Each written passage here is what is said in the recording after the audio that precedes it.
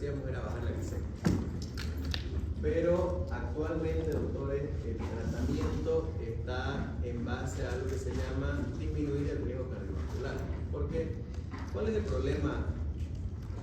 Lavadillo, Camila. Sí. ¿Cuál es el problema que yo tenga glicemia de 150, glicemia de 200, 250, si no tengo ningún síntoma? ¿Por qué tengo que bajarle el azúcar a un paciente que está con glicemia?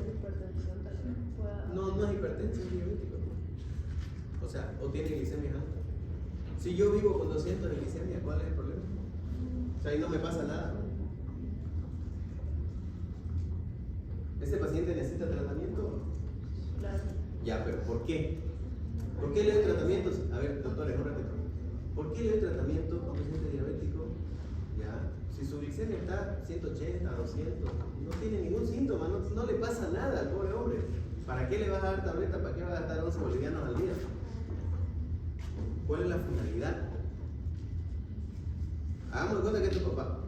Que tu papá tiene 180, 190, 200, 110, hasta 230, 50 y no tiene ningún síntoma hace 10 años, papá.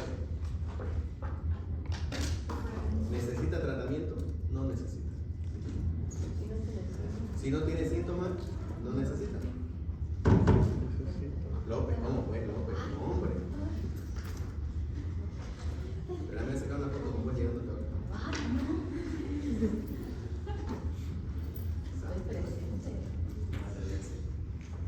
Ya. ¿Qué opinas, Lucas? ¿Le damos tratamiento o no le damos tratamiento? ¿Sin síntomas por qué? Sin síntomas, pero sabemos que es diabético y su glicemia para en 200. Simplemente que regule la dieta. Ya, está bien. Si tiene, estamos hablando de glicemia 200, 150, 30. No tiene síntomas, nada.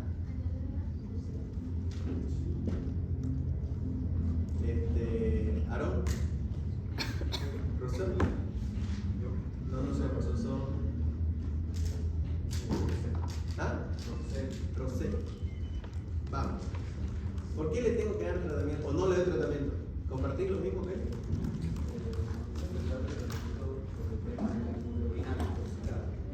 Soy monovinálico, si la está en 8, 7, 8, no pasa nada, no tiene síntomas. No se le da tratamiento. ¿Por qué? Eso quiero que me digas. ¿Por qué no es bueno tener azúcar alta si no tengo síntomas? No me pasa nada. Riesgo cardiovascular. ¿Por qué hay riesgo cardiovascular? No tengo síntomas.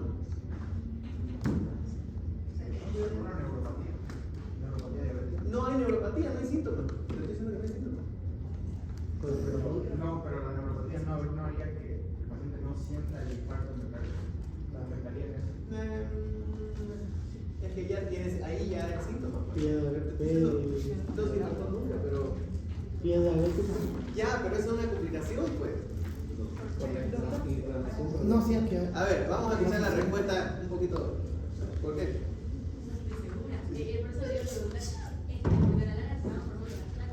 ¿Por qué se forma la placa?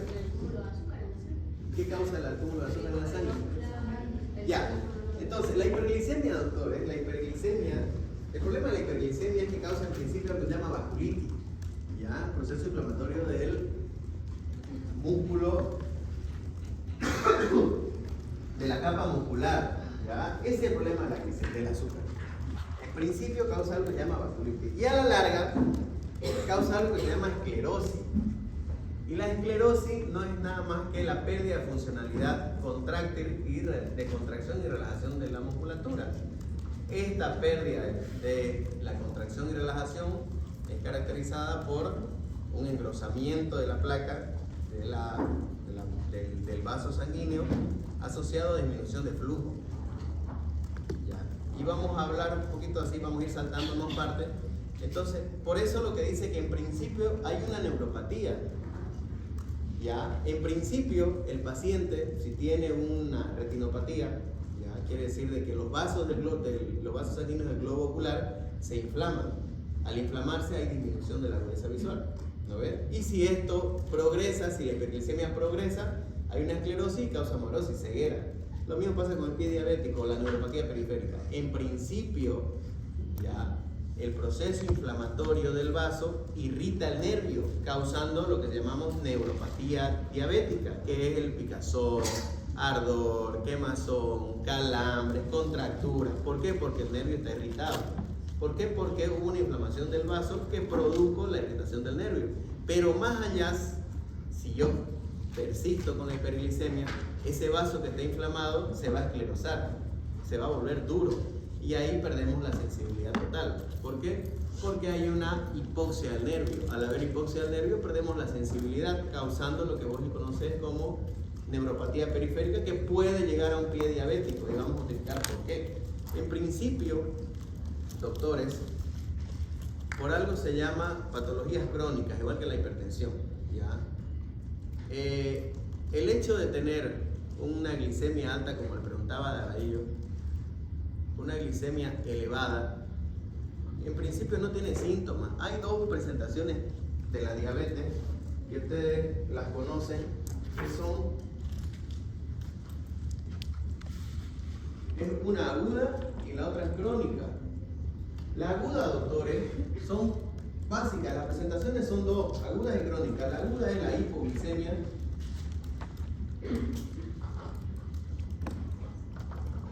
hiperglicemia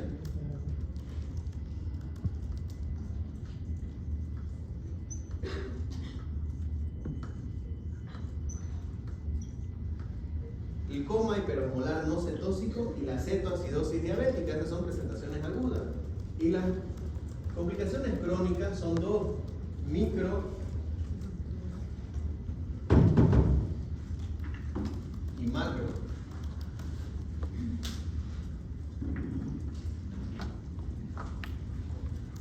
Y en las microvasculares están las retinopatías,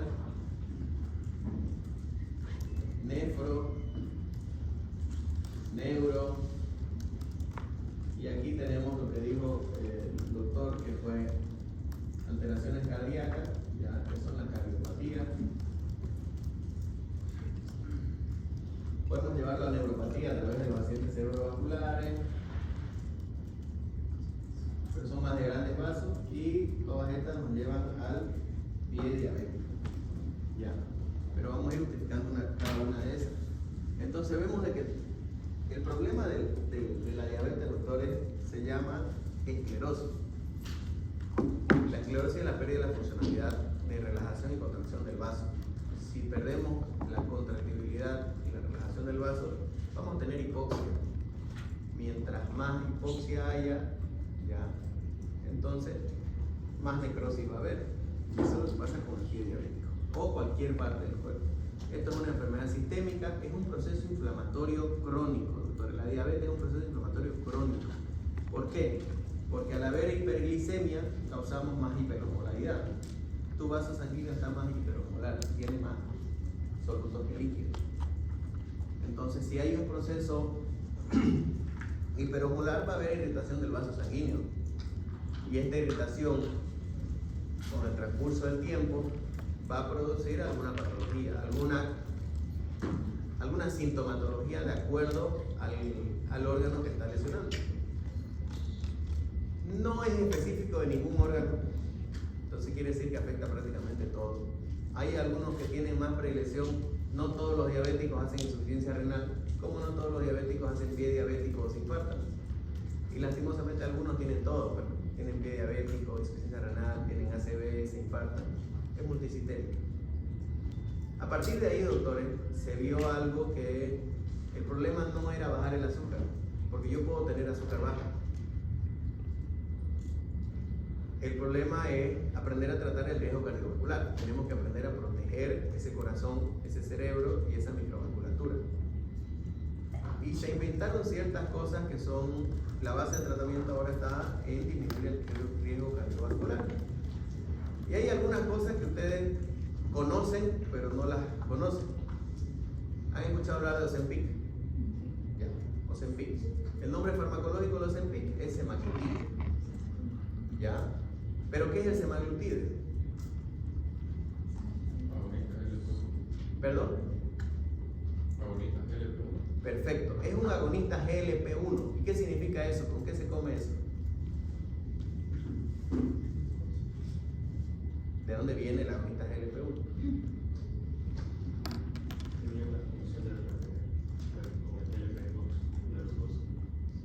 No. Ya, a ver, vamos, explícanos un poquito porque ya te mandé a leer temprano eso. Ya, a ver. Lo que hacen los agonistas GLP-1 y los DPP-4 se llama efecto incretinas, ¿ya? El efecto incretinas que lo produce de manera normal el cuerpo. Estas hormonas son secretadas en el intestino delgado, pasando la segunda porción del duodeno donde evoca Wilson, ¿ya? Hay una célula que se llama células L. Estas células, ya sigan, sin leer. O sea, el efecto de la Y claro, ¿qué hacen las incretinas? dice que es un fenómeno en el cual al ingerir glucosa por vía oral hay una mayor liberación de lo que viene siendo insulina a comparación de cuando nosotros le administramos glucosa. Endovenosa. Y eso ocurre porque se debe a hormonas intestinales que decía que es la GLP-1, que viene siendo el efecto similar al glucagón. ¿Ya? Uno, y la otra que viene siendo la HIP, que es peptidoglácano. La GLP-1 es una hormona intestina, produce en el intestino delgado, que son las L, y dice que sus funciones principales vienen siendo estimular la insulina.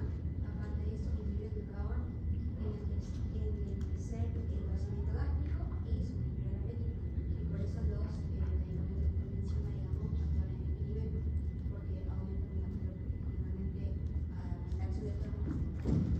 Ya, está bien lo que dice la doctora. ¿Ya? Entonces, ¿qué es lo que pasa? Actualmente, en el intestino delgado, doctores.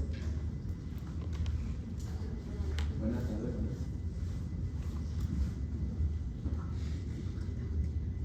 Ya, digamos que todo el intestino. Ya.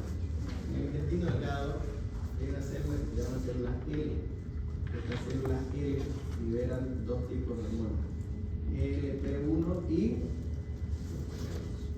la otra sí, ¿no es?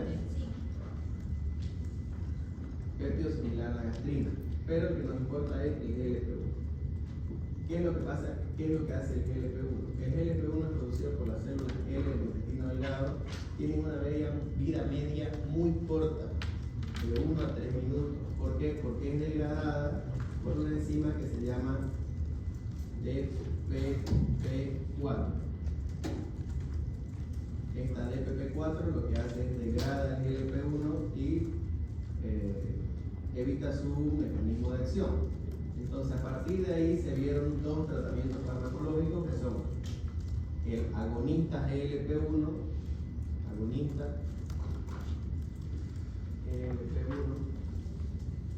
y el inhibidor de la DPP4. Y estos fármacos son las virictinas. La idea es que este fármaco actúe. Como dijo la doctora, los GLP-1 son hormonas sintetizadas en el intestino delgado que solo se activan cuando tenemos ingesta de carbohidratos a nivel de vía oral. ¿Por qué? Porque es el intestino netamente el que las produce. ¿Qué es lo que hace la GLP-1? Una vez estimulada las células L, estimulan esta cierta hormona. Lo que hace esta cierta hormona es que a nivel pancreático estimula el MP cíclico, aumentando los niveles de calcio, liberando más insulina. Al liberar más insulina, tenemos una hipoglicemia, pero a la vez, o disminución de los valores de glicemia. A la vez, lo que hace es inhibe el glucagón, ¿ya? Disminuyendo así los valores de glicemia basal. A nivel neurológico, estimula la producción de la hormona de la saciedad. Entonces, estimulamos la saciedad. Tu paciente está lleno, ¿ya? Y disminuimos el vaciamiento gástrico, enlentecemos el vaciamiento gástrico. Entonces, más allá de eso, tiene un efecto antiinflamatorio, disminuyendo así la vasculitis producida por la hiperglicemia. Aparte, tiene un efecto nefroprotector, disminuyendo así o mejorando la tasa de filtración glomerular por el mismo hecho de mejorar la microvasculatura al causar una disminución de la inflamación y metaboliza las grasas. Por eso actualmente lo que está de moda a nivel mundial para el uso de la obesidad es el uso de Ozempic, que es el nombre farmacológico, ¿ya? Pero el nombre comercial, el nombre farmacológico es semaglutide. Ahora hay bastantes derivados, que son semaglutide, liraglutide, tirtezapide, que está de moda ahorita que todo el mundo vende tirtezapide en tableta. Entonces el mecanismo es ese, ¿ya? No causa una hipoglicemia basal. ¿Por qué? Porque dependen mucho de la cantidad de carbohidratos que produce o que ingesta, que comes. ¿Para qué? Para causar la hipoglicemia. Entonces no causa hipoglicemia marcada, ¿ya? Si comes, se activa. Si no comes, no se activa. Entonces, inhiben el glucagón, disminuyendo así la hipoglicemia. Entonces se usa mucho actualmente como tratamiento para la obesidad. Pero lo que hacen sí para los pacientes con diabetes es disminuir el riesgo cardiovascular por el mismo hecho de disminuir el proceso de vasculitis que causa la hiperglicemia. Uno de esos es el GLP-1. El otro medicamento que es el DPP-4, el DPP-4 es un inhibidor de la GLP-1. Entonces, dijimos que el GLP-1 tiene una vida media muy corta. ¿Por qué? Porque viene el DPP-4, lo hidroliza y su mecanismo de acción es pausado. Entonces a partir de ahí se vieron ciertos medicamentos como ser la glistina que van y bloquean el DPP-4. ¿Para qué? Para que el GLP-1 actúe más. Entonces, ¿qué medicamentos reconocen ustedes con el tema de la DPP-4? La sitagliptina, ¿ya? O la viragliptina. Son medicamentos que actualmente se usan acompañados de, pueden ser solos o acompañados, ¿ya? Lo que hacen es que el GLP-1 actúe más. Y a eso se denomina efecto incretinas. Ahora, hay otra familia de fármacos que ustedes ya lo conocen, que disminuyen el riesgo cardiovascular, que se llaman inhibidores de la LSGT2. Estos inhibidores de la LSGT2 les dije que participaban también, más allá del tratamiento de la insuficiencia cardíaca, participaban en el tratamiento de la diabetes mellitus tipo 2. ¿Por qué? Porque bloquean los receptores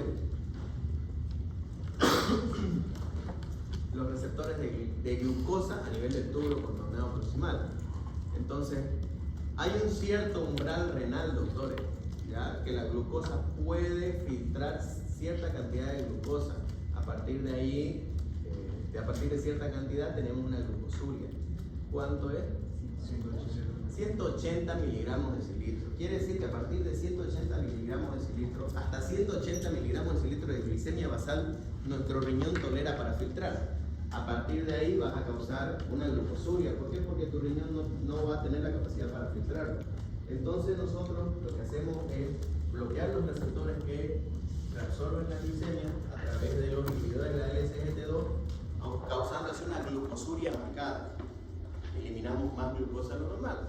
Normalmente en los pacientes diabéticos, doctores, ya por mutaciones hay aumento de los receptores o disminución de los receptores GLP1 y GLP2 y por ende reabsorbemos más glucosa.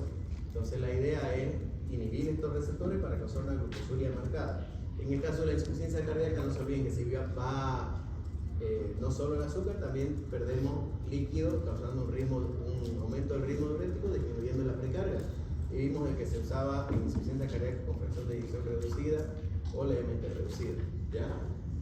Ahora, los GLP-1, los DPP-4, los inhibidores de la LSGT2 son los fármacos que actualmente se están utilizando en el tratamiento de la diabetes. ¿Por qué? Porque disminuyen el riesgo cardiovascular. Ahora, hay un medicamento relativamente noble que se usa a todo paciente diabético que se llama metformina. Y la metformina, ¿qué es lo que hace? Actúa en la periferia, no actúa directamente en el páncreas. Entonces, ¿qué es lo que hace? Estimula los receptores GLUT4. Estos receptores GLUT4 son los encargados de meter, pongámoslo así, la insulina en la célula, ¿ya? Aumentan la cantidad de los receptores y aumentan su sensibilidad. Entonces, tiene tres bases fundamentales el aumento de estos receptores, que son músculo, hígado y tejido graso. Entonces, cuando nosotros consumimos metformina, actuamos en la periferia, ¿ya? No directamente en el páncreas. Todos estos fármacos lo que hacen es, bueno, por lo menos estos tres disminuyen el riesgo cardiovascular, que es la base fundamental ahora, ¿ya? Y no se olviden que de la mano tiene que ir sí o sí la insulina, ¿ya? La insulina tiene una clasificación de acuerdo a su tiempo de acción, ¿ya? Hay 4 tipos de insulina actualmente, a pesar de que se están estudiando otras 2 o 3 más, pero hasta el momento solo hay 4, de acuerdo a su vida media. Tiene una ultra rápida, que es la Lispro, una intermedia, que es la cristalina, que ustedes conocen, una regular, que es la NPH, que ustedes la conocen como lechosa, y una lenta, que es la glargina, ¿ya? Vamos a ver eso, la glargina. Sí. De acuerdo a su vida media, es su mecanismo de acción. Entonces vamos a enseñarles a usar lo que es la insulina. ¿Alguna pregunta hasta ahí? Porque eso es netamente tratamiento. Doctores, si es que lo tienen en la diapositiva, es la misma diapositiva. ¿Ya? El tratamiento es eso. Nada. ¿Hay algunos medicamentos que se asocian más a alguna cierta patología? Sí. Los pacientes que tengan insuficiencia renal o diabetes con insuficiencia cardíaca, el tratamiento de elección es los inhibidores del angiotensina 2. ¿Por qué? Porque disminuyen la precarga y disminuyen la glicemia. Los pacientes que tienen cardiopatía o neuropatía o antecedentes de accidentes cerebrovasculares o dislipidemia, ¿por qué? Porque dijimos también que los GLP-1 lo que actúan es el metabolismo de las grasas. Entonces, los pacientes con dislipidemia tienen mayor tendencia a mejorar con agonistas GLP-1, como la semaglutida. ¿Cuál es el problema de todo esto? ¿Alguien ha usado semaglutida, liraglutide, tirzepatide? ¿Alguien? ¿Algún amigo conocido? Todo el mundo está usando ahora. El problema es que tiene efectos gastrointestinales un poquito nocivos, ¿ya? Muchos jóvenes están usando actualmente de manera indiscriminada el tema de los GLP-1. Llamémoslo lo que están de moda ahorita, que es la tirzepatide, que venden como paracetamol, y la semaglutida. Al estimular, doctores, el GLP-1 de manera excesiva con dosis altas de tirzepatide, que es el que venden por Facebook, por todos lados, y lo usan de manera mala, tiene efectos secundarios como todo fármaco. Los efectos secundarios de todos estos medicamentos son a nivel gastrointestinal, causando así espasmos esofágicos. Entonces el paciente siente que se va a ahogar, o le falta el aire, o se va a morir, o se está infartando. Un espasmo esofágico es una contracción brusca del esófago que puede simular un infarto o un tromboembolismo. Entonces muchos jóvenes actualmente están llegando a la emergencia con espasmos esofágicos después de comer.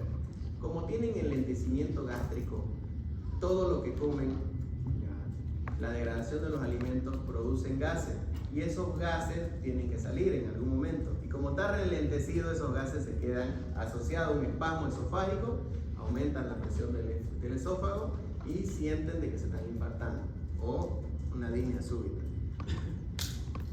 El enlentecimiento gástrico, doctores, es que causa sensación de plenitud. O sea, quiere decir de que todo el día estás lleno con cantidades pequeñas de alimento. ¿Por qué? Porque te bloquea la saciedad a nivel neuronal, a nivel encefálico, y te disminuye el movimiento gástrico. Ahora, todo alimento que vos producís, que vos consumís, genera su desecho, que es la producción de gases. Al producir gases y disminución de los alimentos, tenés sensación de plenitud e hinchazón. El paciente refiere hinchazón.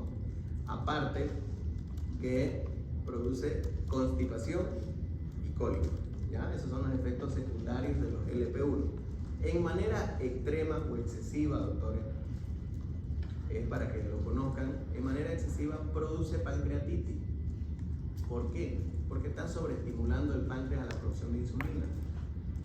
Una de las causas principales de pancreatitis pancreatitis actualmente en jóvenes sin antecedentes previos es el uso de agonistas GLP-1, porque están usando de manera excesiva, con dosis demasiado altas.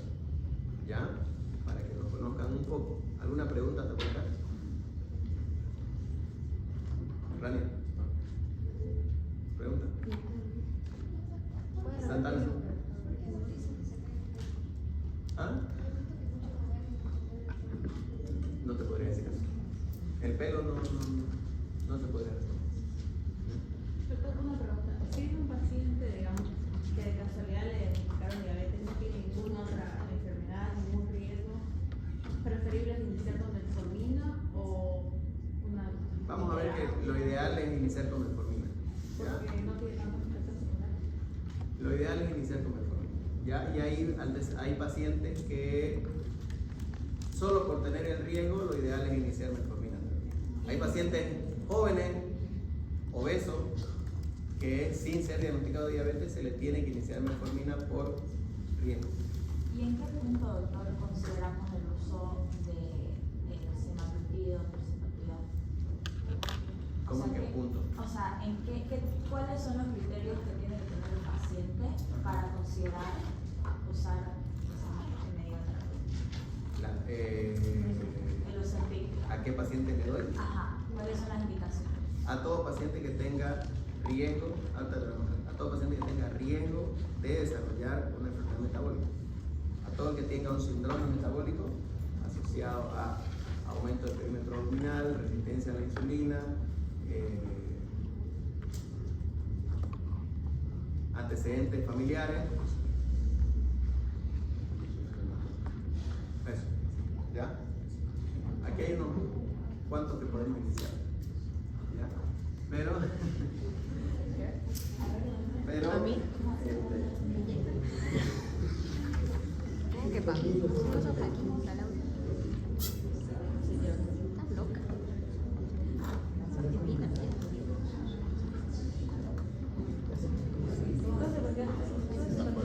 entonces vamos, ¿ya?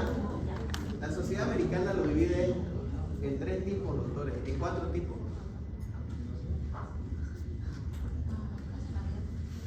La sociedad americana lo divide en 4 tipos, doctores, ¿ya? Diabetes mellitus tipo 1, diabetes mellitus tipo 2, diabetes gestacional y otros tipos de diabetes. La diabetes mellitus tipo 1 es la que ustedes ya conocen, se denomina insulino dependiente, que es una alteración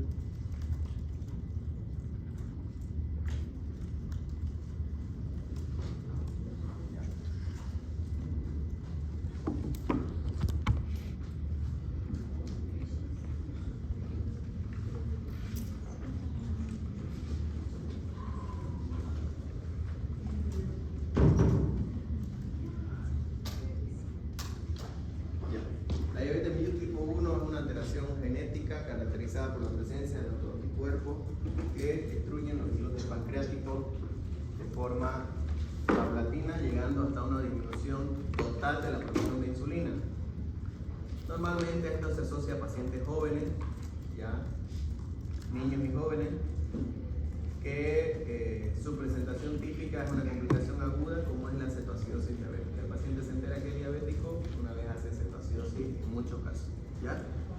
La diabetes mellitus tipo 1 tiene una base genética autoinmune, pero actualmente se ha demostrado que hay tratamiento para evitar la progresión de la enfermedad hasta una destrucción total de los islotes pancreáticos. La diabetes mellitus tipo 2, doctores, es la resistencia a la insulina con la pérdida progresiva de su acción. Está asociada con factores genéticos, ambientales, dietéticos, ¿ya? Mal estilo de vida, sedentarismo, alcohol, tabaco, cigarro,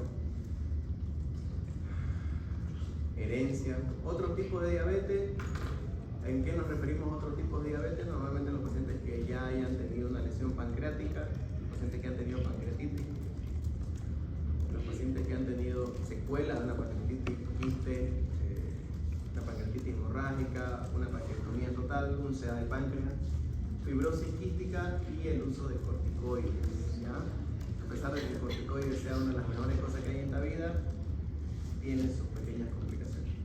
Y actualmente, como les dije, la novedad es que hay muchos estudios que están informando sobre la pancreatitis producida por agonistas GLP-1, ¿ya? Por exceso de hormona de GLP-1. Entonces, ¿qué es lo que pasa? La fisiopatología de todo esto es multifactorial, de un suicidioso. Hay factores de riesgo asociados al síndrome metabólico, muy importante, carga genética. Síndrome metabólico es un conjunto de síntomas o de presentaciones caracterizadas por resistencia a la insulina, aumento del diámetro abdominal, lipidemia, etc. ¿Ya? Entonces dice que hay ciertos factores de riesgo para pacientes que se pueda pensar en una diabetes. Entonces un índice de masa corporal mayor a 25 en cualquier etnia, pero mayor a 23 en la etnia asiática.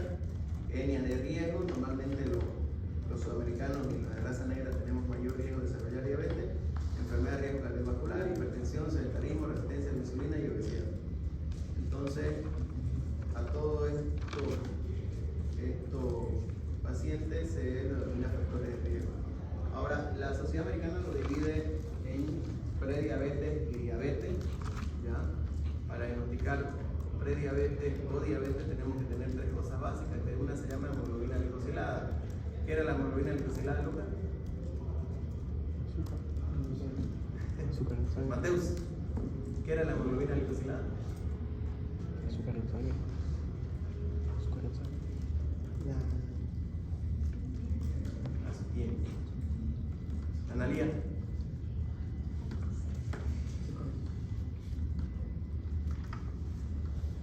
Samantha.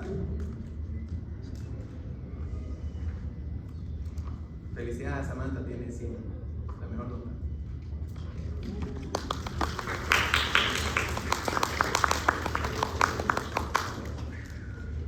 Les voy a decir quién tiene 100. Pero felicidades. Las tres primeros que nombré ese día: Rania Basta, Alejandra Beizaga, Fátima y Samantha U tienen 100.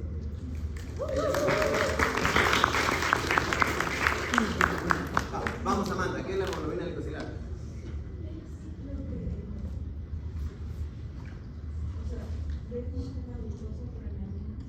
En ayuna. No, Satana. Ya pasó su tiempo. ¿De? A ver, por favor, Santana.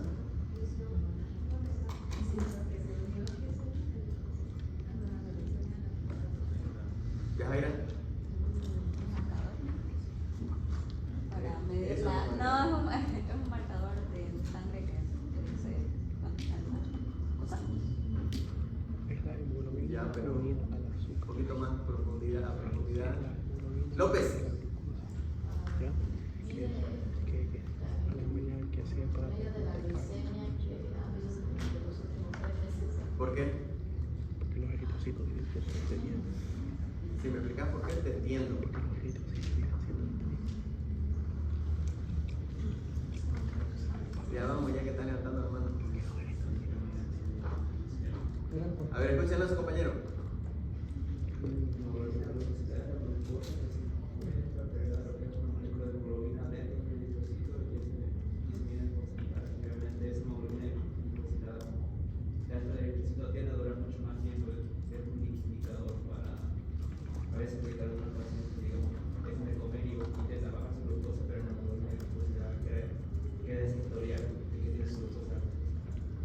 Perfecto, está bien, perfecto. La hemoglobina glicosilada es la saturación de glucosa que se deposita en el glóbulo rojo.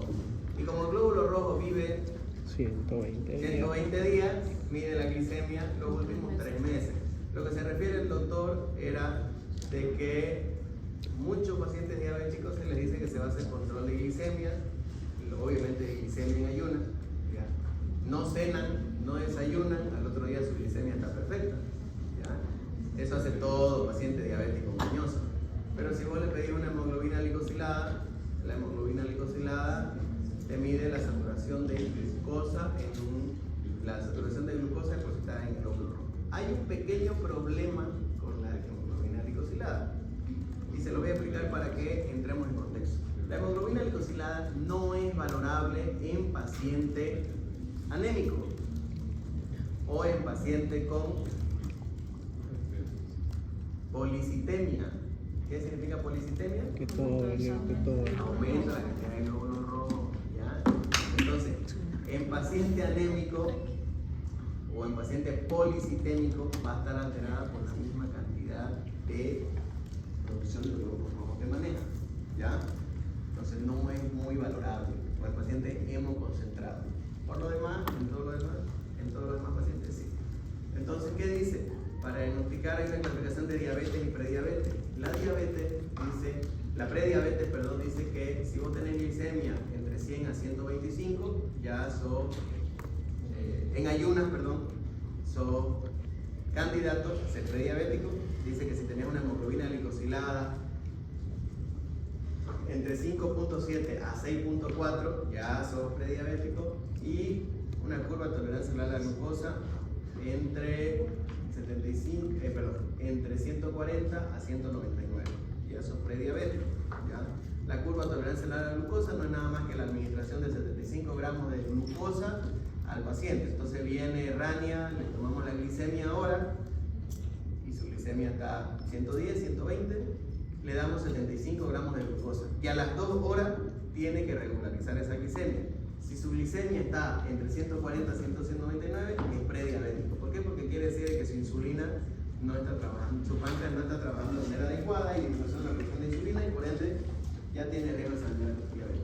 Ahora, para ser diabético, doctor, estos son los parámetros, esos son los parámetros de diagnóstico de diabetes. Le voy a pasar a su teléfono el nuevo.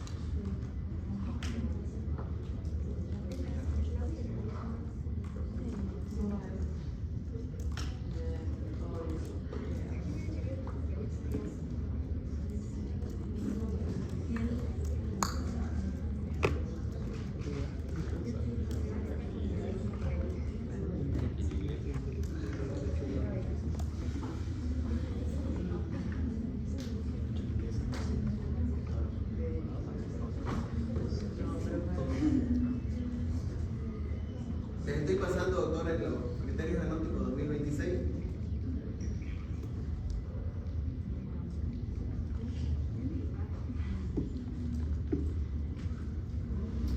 ¿Dónde estudiamos? Es el mismo.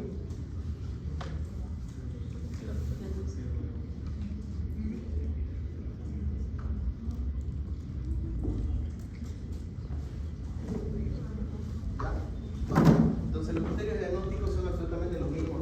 Hemoglobina glicosilada mayor a 6.5, glicemia al azar mayor o igual a 126, curva de tolerancia a la glucosa mayor o igual a 200 y glicemia en ayuna arriba de 200, asociado a falla de célula beta, que es poliuria, polipsia, polifagia, pérdida de peso. ¿Ya? Esos son los criterios diagnósticos. Vamos. Entonces, aquí, una de las maneras de prevención, doctores, de llegar a presentar una resistencia a la insulina o una diabetes mellitus tipo 2 es algo que se puede hacer tratamiento con metformina, que es un sensibilizador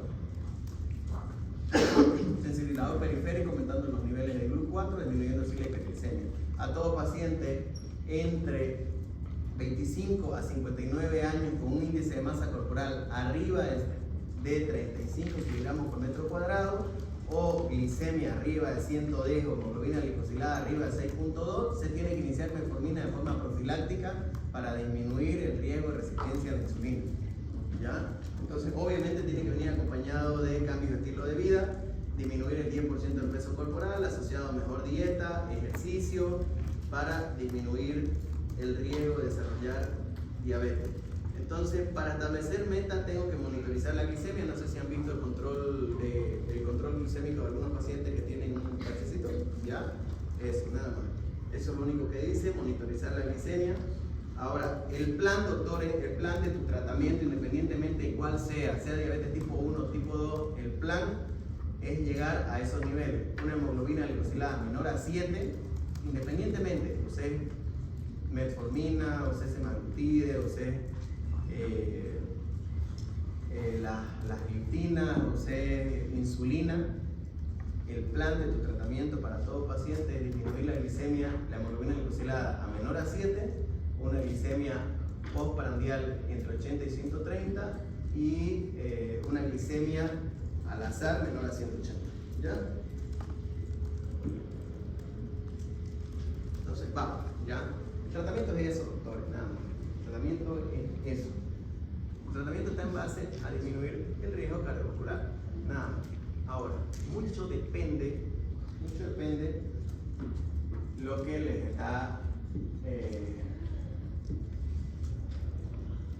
está la presentación del tipo del paciente. Y arriba dice que sí o sí